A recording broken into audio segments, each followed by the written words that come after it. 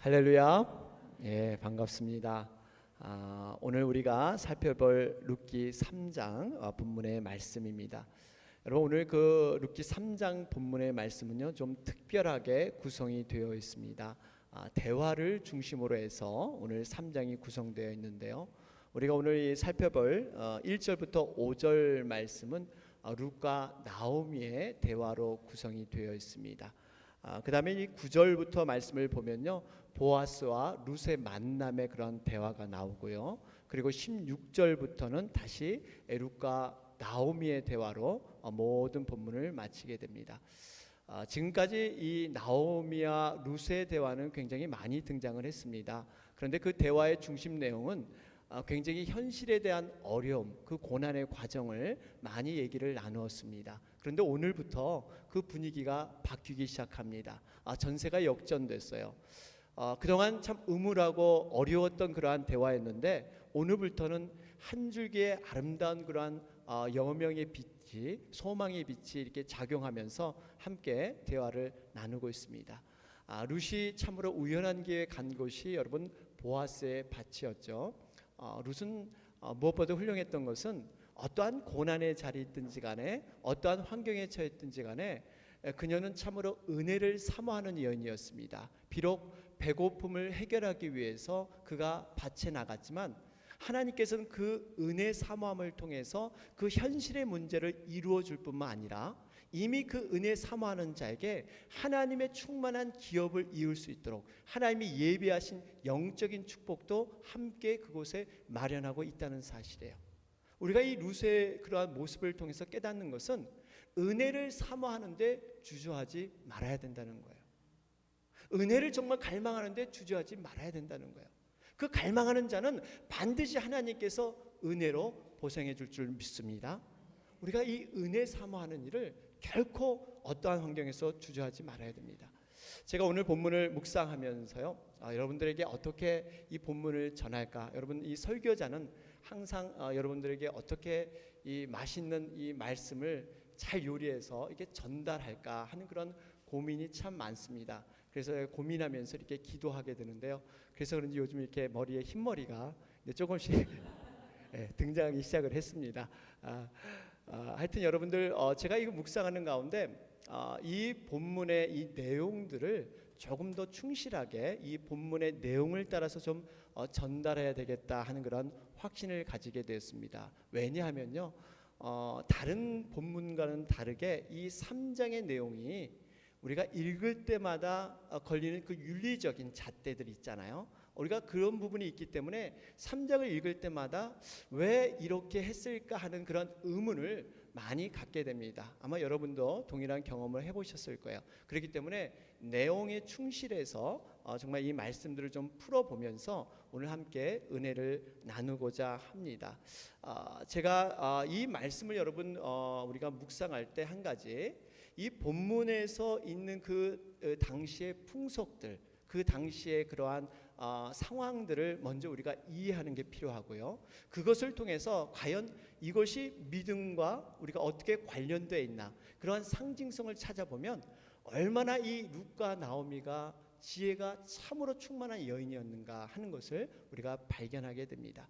우리가 지난 시간에 제가 말씀드렸죠. 여러분, 기업 물을 자라는 거, 그걸 제가 한번 설명을 해드렸는데 여러분 기억나시는지 모르겠어요. 혈육, 가까운 혈육이 어떠한 고통을 당합니다.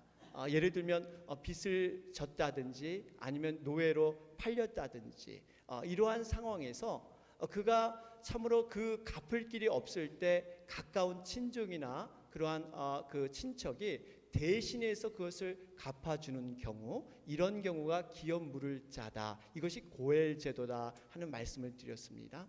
그런데 이것이 그냥 단순히 구약에 있는 그 사건으로 머무는 것이 아니라 구약의 인물들의 그러한 삶이라든지 어떠한 사건이라든지 제도와 역사들은 반드시 신약과 연관이 되었다 그랬습니다. 그 중심이 바로 예수 그리스도, 바로 예수 그리스도 중심으로 모든 사건이 풀어지는 것이 구약이다 하는 그런 말씀을 드렸습니다. 그래서 이것이 신약에 와서 어떻게 연결이 됩니까? 바로 예수님께서 십자가에서 우리 죄를 대신했던 바로 구속의 사건과 이 바로 기업 물을 자가 그대로 연결된다 하는 그러한 말씀을 드렸습니다. 우리가 여러분 아시지만 이 아가서에서 술람미 여인과 이 솔로몬의 관계를 있지 않습니까? 우리가 그 말씀을 읽을 때 뭐 이렇게 성경이 이렇게 이러나 하는 생각도 해보는데요. 그 자체가 중요한 것이 아니라 이 그 관계성에서 우리가 깨달아야 할 것은 교회와 예수 그리스도의 친밀성, 또 교회와 성도들의 그 아름다운 사랑의 관계, 이것을 구약에서 말씀해 주는 거예요. 우리가 이런 의미에서 이 보아스와 룻의 관계를 우리가 좀 새로운 면으로 볼 필요가 있습니다. 단순히 인간의 사랑의 관계가 아니라 이곳에는 바로 교회와 성도들의 그 예수님과 이 성도들의 아름다운 그런 사랑의 관계가 이 말씀 속에 들어있다는 사실입니다. 우리가 좀 그러한 안목으로 오늘 좀 말씀을 들여다보기를 원합니다. 여러분, 오늘 본문 말씀을 보면요, 룻에 대한 나오미의 참으로 애틋한 배려의 마음에서 오늘 1절 말씀이 출발합니다. 어떤 분이 그러시더라고요. 룻기 강의를 하니까요, 이 나오미는 그 이름 자체가 복을 받을 수밖에 없는 여인의 이름이라 그래요. 여러분, 이 복을 받는다는 것은 무엇보다도 하나님 앞에 자기 중심을 정말 정직하게 열 수 있는 자, 또 어떠한 그 잘못됨을 시인할 수 있는 자, 바로 그런 자리에 있는 자가 여러분 복을 받는 자이지 않겠습니까? 어떤 사람은 참 어떠한 고난이 올 때 모든 것이 이렇게 상황과 어떤 환경에만 핑계대는 경우, 여러분 이것은 하나님께서 다루기가 어려운 그러한 사람입니다. 어쨌든 간에 나오미는요, 그가 실패라는 고난을 통해서 이 자기의 고향에 돌아왔을 때 그가 고백하는 것은 뭐냐면, 내가 정말 하나님의 전능자의 손으로 인해서 내가 이런 어려움을 당했다. 자기의 잘못을 시인하는 모습이 이 나오미에게 있었습니다. 그래서 참 나오미는 복받는 여인이었어요. 특별히 그 이름을 살펴보면요, 여러분 이름이 나오미 이렇게 되죠. 여러분 나라는 것이 뭡니까? 한국말로 나라는 뜻이 있대요. 나. 그리고 오라는 것은 여러분 중국어를 아시는 분은 있을지 모르겠지만 오라는 말이 이게 나라는 뜻이 또 있다 그러죠. 오라는 게 미, 영어로 나가 미잖아요. 그래서 이 한국말, 중국말, 영어로 다 나라는, 어떻게 보면 내 탓이요라는 뜻이 있기 때문에 야 나오미는 어쩔 수 없이 복받을 수밖에 없다, 뭐 이런 얘기들이 있습니다. 여러분 맞습니까? 우리 옆 사람에게 한번 좀 외쳐봤으면 좋겠어요. 우리 이렇게 한번 얘기했으면 좋겠어요. 사랑하는 여러분, 우리 모두 나오미가 됩시다. 한번 해보세요. 나오미가 됩시다. 네, 나오미가 됩시다. 네, 우리가 우리 자신을 이렇게 돌아볼 수 있는 것, 나오미가 된다는 건 참 중요합니다. 여러분, 이 복받는 나오미가요, 룻에 대한 애틋한 사랑이 바로 1절에 나오는데 한번 여러분 말씀을 볼까요? 1절에 어떻게 고백합니까? 룻의 시모 나오미가 그에게 이르되 내 딸아, 내가 너를 위하여 안식할 곳을 구하여 너로 복되게 하여야 하지 않겠느냐. 여러분, 이 말씀을 딱 우리가 읽게 되면 얼마나 시어머니 그 나오미가 진정으로 이 룻을 사랑하는, 이 딸처럼 진정으로 사랑하는 그 마음이 이 말씀에 배어 있습니다. 아마 나오미는 이런 생각을 했을 거예요. 내가 나이 들어서 죽게 되면 이 며느리 하나 있는데 며느리가 이 이방 땅에서 혼자 어떻게 살 것인가 하는 그러한 걱정이 많이 앞섰을 것입니다. 이 룻의 처지를 생각해 보면 너무 가슴이 찢어지는 듯한 그러한 아픔을 나오미는 느꼈을 것입니다. 그러면서 그가 이제 구하는 것이 안식할 곳을 구하기를 결정하기 시작합니다. 여러분, 안식할 곳이 어디입니까? 그것은 가정을 얘기하고 있어요. 이 험악한 세상에서 어떤 남편의 그늘을 통해서 사랑받고 보호받기를 원하는 것이 시어머니 나오미의 그러한 마음이었습니다.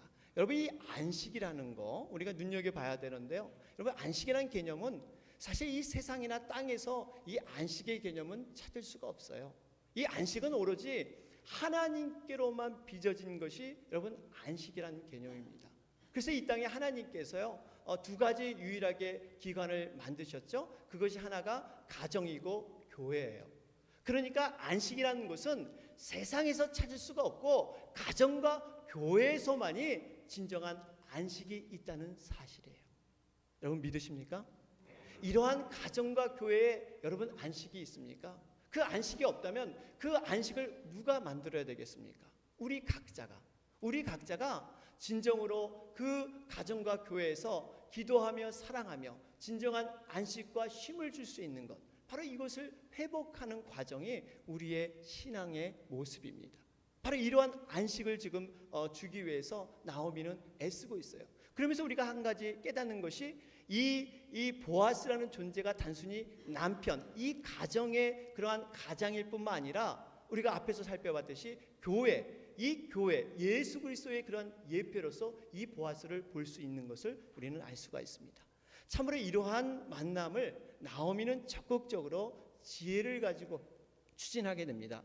여러분, 나오미가요 처음부터 지혜 있는 여인이었을까? 여러분, 그렇지는 않았을 것 같아요. 왜냐하면 남편 엘리멜렉이 이 고향을 떠나서 모압 땅으로 가자 그랬을 때 사실 기도하는 여인이었다면 나오미가 한 번쯤 여보 우리 한번 기도해보고 떠납시다, 정말 하나님께 그 음성을 듣고 한번 이 일을 결정합시다 하는 그러한 조언이 있었을 거예요. 그런데 성경에는 그런 말씀이 하나도 기록되지 않았어요. 그러니까 나오미가 처음부터 지혜 있는 여인이 아니었어요. 이 나오미가 지혜 있게 된 것은 고난이라는 실패를 통해서, 그 어려움을 통해서 하나님의 그 소망을 바라봤기 때문이에요. 여러분, 이것이 하나님께 때로는 우리가 고난을 통해서 주시는 그런 축복인 줄 여러분 믿으시기 바랍니다. 고난도 우리 인생의 약이 된다는 거예요. 그래서 이 지혜로운 자로서 이 나오미를 하나님께서 세우시지 않습니까? 이러한 고난 앞에 하나님의 지혜를 가지고 소망을 가진 사람들의 특징이 있습니다. 공통점이 있어요. 그것이 뭐겠습니까? 하나님 앞에 소망이 하나님께 있다고 분명하게 확신하는 사람들은요, 하나님 앞에 머리를 숙이면서 무릎을 꿇는다는 거예요. 기도의 삶이에요. 세상에 다른 것으로 그 소망이 없기 때문에 오로지 하나님께만 소망이 있기 때문에 그 하나님께 매달릴 수밖에 없는 것, 여러분 이게 전적인 기도의 삶이지 않겠어요? 바로 그렇기 때문에 하나님께 소망 둔 자는요 참으로 복된 자들이에요. 바로 그 나오미가 그러한 지혜를 이제는 가진 여인으로 등장을 합니다. 이러한 지혜를 가진 나오미가요 2절에 보니까요 이제는 나오미가 먼저 이 룻에게 보아스에 대한 생각을 이렇게 떠오르게 하는 이러한 장면이 나옵니다. 이 나오미가 말하죠. 보아스가 우리의 친족이다 하는 것을 얘기를 합니다. 여러분, 사실 우리 이 룻기를 통해서 이 보아스와 룻의 만남을 어떻게 보면 하나님이 은혜 주셔서 아주 우연한 기회에 단순하게 만났다 하는 정도로 우리가 느낄 수가 있는데요. 나오미의 그 심정에서, 나오미의 마음에서 이 보아스와 룻의 만남을 생각하면 이것은 엄청난 정말 감동이 느껴지며 잠이 안 올 정도로 전율이 느껴질 정도로 큰 축복이었습니다. 우리가 구약시대로 돌아가 보면 여러분, 땅을 잃어버렸다는 것은 뭐 이후에 어찌됐든 간에 그 자체가 하나님 앞에 죄를 짓는 거예요. 왜냐하면 이 땅이라는 것은 하나님의 축복의 상징이고 하나님께서 복을 통해서 기업을 주신 것인데 그걸 제대로 관리하지 못했다는 것이 바로 큰 문제가 될 수 있는 것이었습니다. 마치 이것은 신약 때 우리가 아는 이 달란트 비유와 흡사합니다. 여러분, 달란트 비유 아시죠? 각 사람의 그러한 믿음의 분량에 따라서 이 1달란트, 2달란트, 5달란트 그것을 우리에게 맡기셨는데 그 준 기업을 열심히 장사해서 뭔가 이득을 남겨야 되는데 이것을 다 포기해버린 경우에 하나님께 농사를 지어서 뭔가 수확을 얻지 못하는 것뿐만 아니라 아예 그 땅을 포기해버린 경우, 이 부분은 분명히 하나님께서 죄악시하는 부분이었습니다. 우리가 이렇기 때문에 지금 이 나오미의 환경을 보면요 참 앞일이 암담한 그런 심정이에요. 이런 자들에게 물론 이 친족이 물을 수 있는 사람, 이런 사람이 있어서 대신 갚아주면 좋으련만 그것이 없는 경우는 어떻게 될까요? 희년이라는 것을 기다릴 수밖에 없습니다. 다시 한번 회복될 수 있는 희년. 그런데 문제는 지금 나오미 가정에 대를 이을 수 있는 남자가 없다는 거예요. 어떻게 보면 매일같이 이삭을 주우면서 빌어먹어야 될 그러한 그 환경에 있는 그 형편이 나오미 가정이었습니다. 그런데 하나님께서 보아스를 만나게 하셨다는 사실이에요. 얼마나 큰 기쁨이 되겠어요. 얼마나 감동적인 그러한 이 은혜가 그곳에 있었겠습니까? 이러한 고난 가운데 이제는 보아스를 만나게 되는데요. 근데 하나님께서 그 기회를 허락해 주셨습니다. 2절에 나오미가 말을 합니다. 어떻게 말을 합니까? 그가 오늘 밤에 타작마당에서 보리를 까불리라 하는 말을 지금 룻에게 던져주고 있습니다. 여러분, 여기서 이 까불다, 좀 단어가 그렇죠? 이 까불다, 그러니까 여러분, 까불다는 게 무슨 뜻입니까? 이 곡식에 여러 가지 잡티가 있는데 이것을 날려보내기 위해서 키질을 하는 것. 여기서 또 키질이 무엇이냐고 물으신다면 제가 굳이 열쇠는 관련 없다고 그렇게 말씀을 드리겠습니다. 여러분, 키 아시죠? 키질하는 거. 이런 것을 통해서 이렇게 가려내는 이러한 타작마당이 오늘 밤에 이뤄질 것이다, 이렇게 얘기하고 있습니다. 여러분, 이 베들레헴은요, 위치적으로 이 해발 777m에 위치하고 있다고 합니다. 굉장히 높은 곳이에요. 그런데 그곳 지역의 특성이 낮에는 별로 바람이 안 분대요. 밤에 바람이 불기 때문에 이 타작을 하려면 이 저녁 5시 이후에 그제서야 이 타작을 시작한다고 합니다.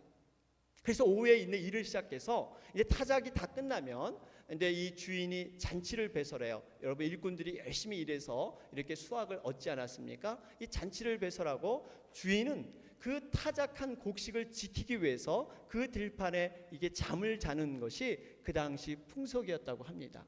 나오미는 지금 그 사건을 정확히 알고 있었어요. 물론 하나님께서 주신 지혜죠. 거기에 보아스가 분명히 잠을 잘 것이다 하는 것을 나오미는 분명히 알고 있었습니다. 여러분, 이 장면을 통해서 여러분 한번 그림을 한번 그려볼 필요가 있어요. 여러분, 어떤 그림이 그려지세요? 지금 이 밤에 타작마당을 하는 이 모습을 통해서 우리가 어떤 모습을 상상해 볼 수 있습니까? 제게 이런 생각이 떠오르더라고요. 바로 예수님께서 이 땅에 오실 그날, 아무도 모르는 밤의 도적같이 이 땅에 임하리라. 그때와 시는 아무도 모른다고 말씀하셨습니다. 그 신랑 되신 예수님께서 오실 때 손에는 무엇을 들었습니까? 바로 타작기계. 타작기계를 통해서 알곡은, 믿음의 알곡은 분명히 창고에 들일 것이고 거짓의 쭉정의 그 믿음에 있는 사람들은 불에 다 태워 버리리라. 마치 예수님이 재림하신 그 모습이 그대로 지금 그려지고 있다는 사실입니다. 지금 어떻게 보면 나오미는 룻에게 믿음으로 깨어서 바로 이 믿음으로 오실 그 신랑 되신 예수님 앞에 이 기회를 붙잡고 믿음으로 정결한 모습으로 나갈 것을 지금 주문하고 있는 거예요.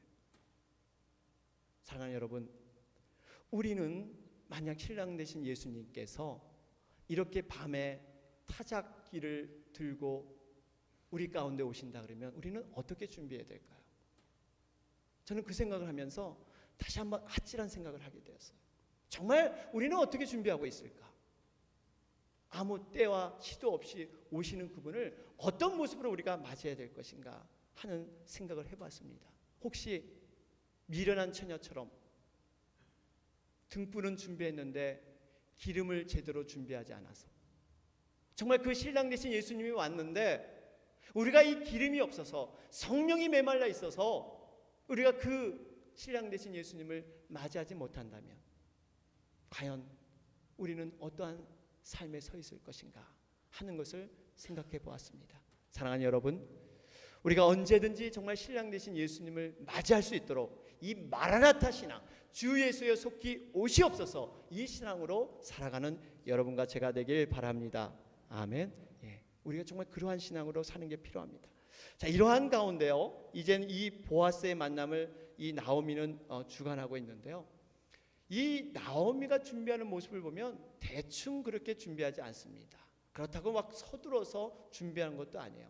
사전에 철저한 준비를 통해서 이 신랑 보아스를 만나게 하는 장면을 우린 3절에서 찾아볼 수가 있습니다.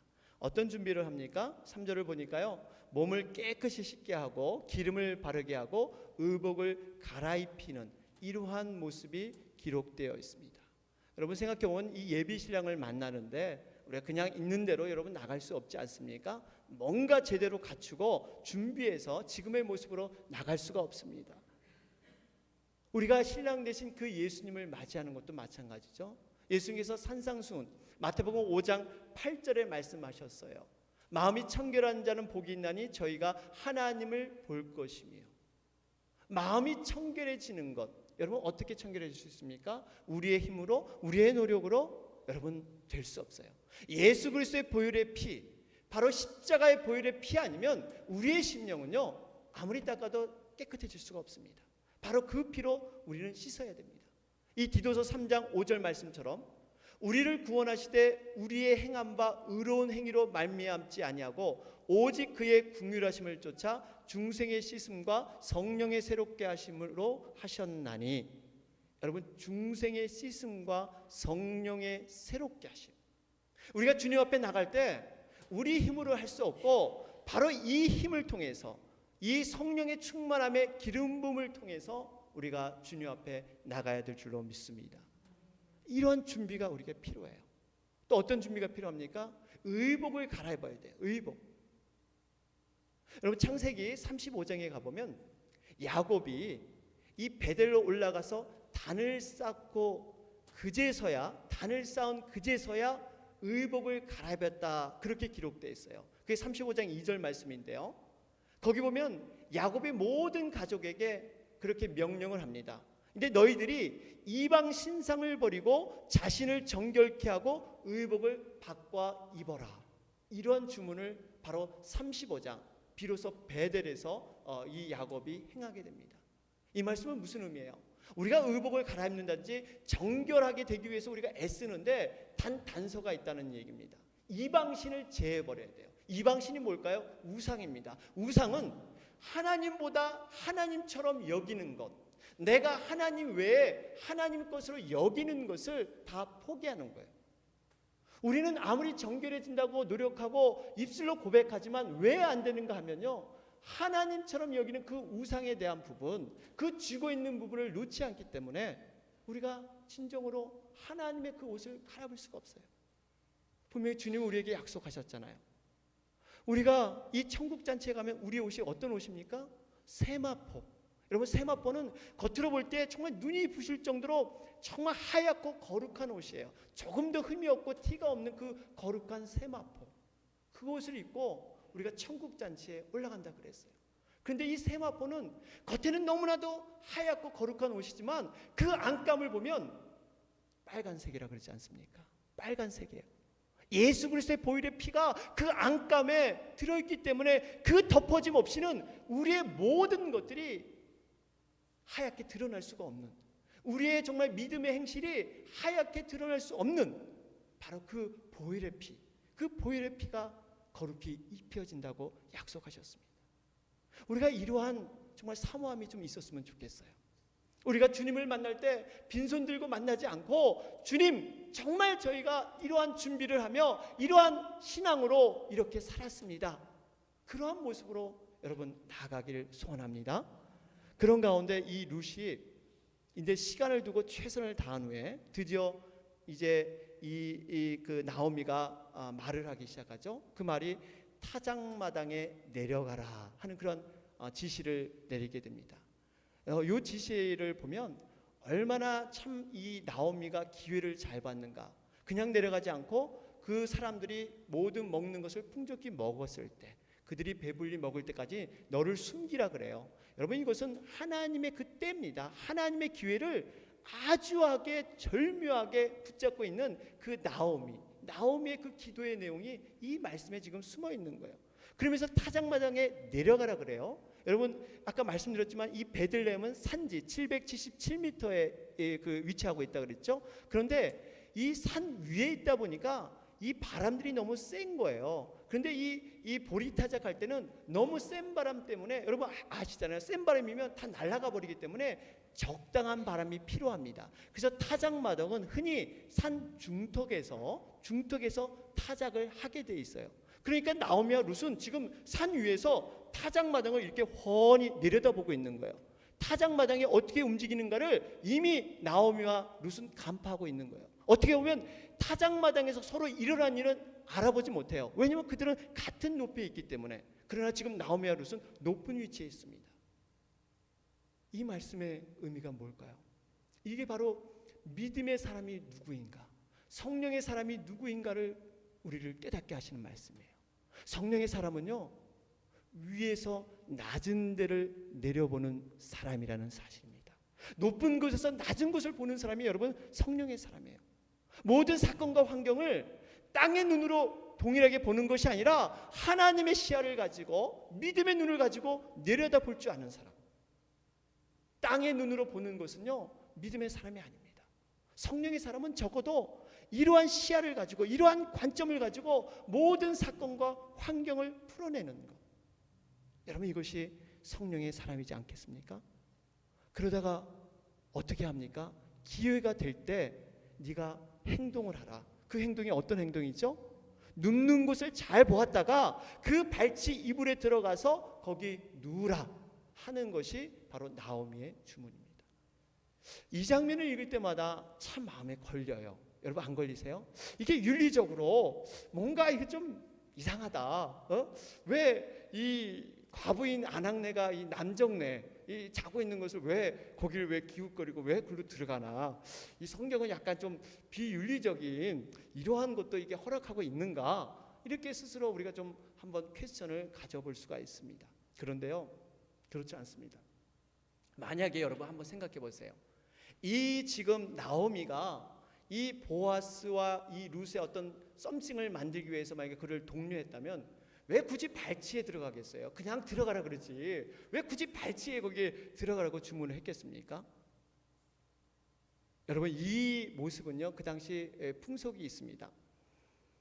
고엘 제도에서 굉장히 지금 이 룻의 행동은요 아주 겸손하면서도 적극적인 그런 행동이 이 속에 포함되어 있어요. 어떠한 자기 의사를 고백할 때 어떤 프로포즈를 할 때 이러한 행동을 했다고 합니다. 사실 그 당시 이 고대 팔레스타인 지방에는요 친절을 베푼 남자에게 자기가 배필이라고 생각하면 여자들이 먼저 프로포즈를 했대요. 좀 대단하죠? 여자들이 먼저 이렇게 뜻을 밝혔다고 합니다. 그래서 히브리의 이 고엘 제도를 보면 아주 이 지혜로운 행동이었습니다. 그러면서 우리가 한 가지 더 볼 수 있는 것은요 이 룻이 그 어떤 발치에 들어갔다고 해서 이불 속에 들어갔다고 해서 막무가내식으로 무대뽀식으로 와 그냥 뭐 자기 주장만 한 것이 아니라는 거예요. 어떻게 알 수 있습니까? 4절 하반절에 기록되어 있잖아요. 4절 하반절에 기록되기를 그가 너의 할 일을 내게 고하리라. 이 말씀이 무슨 의미가 있습니까? 룻은 최선을 다하지만 모든 결정은 모든 결과는 보아스에게 맡긴다는 거예요. 그러니까 보아스가 노하면 할 수 없는 거예요. 그러니까 모든 결정을 보아스에 맡겨. 막무가내로 나 책임져 이렇게 룻이 들이맨 게 아니라 모든 책임을 보아스에게 모든 권한을 주었다는 사실입니다. 이러한 룻이 어떻게 이 일을 행합니까? 5절 보세요. 5절 봤더니 여러분 거기 보니까 어머니의 말씀대로 내가 다 행하리이다. 여러분 한 구절 말씀이지만요 얼마나 룻이 정말 그 어머니의 말에 순종하는가 100% 순종하는가 하는 것을 우리는 볼 수가 있습니다. 여러분 룻의 입장을 생각해 보면 룻은 지금 이 기업 물을 자라든지 고엘 제도 이건 히브리 풍속이거든요. 이 룻은 모압 여인이에요. 모압 여인. 어떻게 보면 그것을 잘 이해되지 않고 자기 상식으로는 잘 그렇게 개념이 들어오지 않은 지금 이러한 행동을 하라는 거예요. 그런데 어떻게 합니까? 조금 더 원망하지 않고 조금 더 의심하지 않고 그것을 그대로 행하는 이러한 룻의 모습, 바로 이것이 순종의 모습인 걸 여러분 믿으시기 바랍니다. 순종이 뭐냐? 순종은요 바로 이런 거예요. 룻이 이해돼서 그걸 따른 게 아니라 상식적으로 그것이 정말 자기와 맞아서 하는 것이 아니라 하나님의 말씀이기 때문에 바로 그 시어머니의 말씀이기 때문에 그것을 그대로 순종하는 것. 여러분 이것이 순종의 능력입니다. 이 순종하는 자에게 하나님께서는 정말 예비한 우리가 상상하지 못하는 그러한 축복을 준비하고 있다는 사실입니다. 사랑하는 여러분, 이 보아스의 발치에 누웠던 룻, 이 룻을 여러분 생각해 보면요 굉장히 지혜롭고 용기 있는 그러한 행동이었습니다. 그런데 이 룻을 보면서 우리가 딱 떠오르는 한 장면, 한 그림이 떠오르는 장면이 있습니다. 그것이 뭐겠습니까? 마리아의 헌신. 마리아의 헌신이 여러분 그림에 그려지지 않으세요? 마리아. 300데나리온이나 되는 그 옥합을 깨뜨리고 주님의 발에 붓습니다. 머리털로 닦아낸 후에 그 발에 입을 맞추었던 그 마리아. 여러분, 마리아도 결코 출신 성분 배경이 좋지 않습니다. 좀 기생의 그런 출신이었어요. 예? 사람들이 수근수근합니다. 아니, 가난한 자에게 나누어 주면 얼마나 좋은데 이렇게 허비하고 낭비하는 것일까 비난했습니다.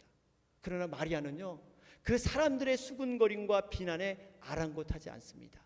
자기의 중심을 온전히 주님께 드리는 그 행위를 한 것이 여러분 마리아지 않습니까? 그때 이러한 아름다운 그 헌신이 그 예수님의 마음을 확 사로잡아요. 예수님께서 뭐라고 하세요? 내가 어디든지 복음이 전해지는 곳에는 이 여인의 행위, 이 여인의 아름다운 헌신이 그곳에 함께 전해지리라. 예수님의 마음을 마리아가 확 쥐어 잡은 것이에요. 이 룻의 모습은요, 참으로 어떻게 보면 마리아의 모습과 비슷해요. 그 예수님 발치 앞에 자신의 모든 어려운 형편들, 자신의 솔직한 마음들을 적극적으로 가지고 나갔어요. 그렇다고 막무가내 그런 것이 아니라 겸손한 마음으로 정말 주님께서 나를 도와주셔야만, 주님께서 간섭해 주셔야만 제가 살 수 있습니다. 주님, 저를 살려 주옵소서. 이런 겸손한 마음으로 고백했던 것을 알 수가 있습니다. 사랑하는 여러분, 우리에게도 룻과 같은 그러한 믿음의 지혜와 용기가 있습니까? 정말 하나님의 때를, 하나님의 기회를 어떻게 우리는 활용하고 있습니까? 만약 신랑 되신 그 예수님께서 우리에게 아무 때와 시도 없이 오신다면 우리는 어떻게 준비하고 있어야 할까요? 오늘 말씀을 통해서 다시 한번 우리 신앙을 돌아보면서 룻과 같이 용기를 내고 지혜를 가지고 그분 발 앞에 나아가는 여러분과 제가 되길 주님의 이름으로 축원합니다.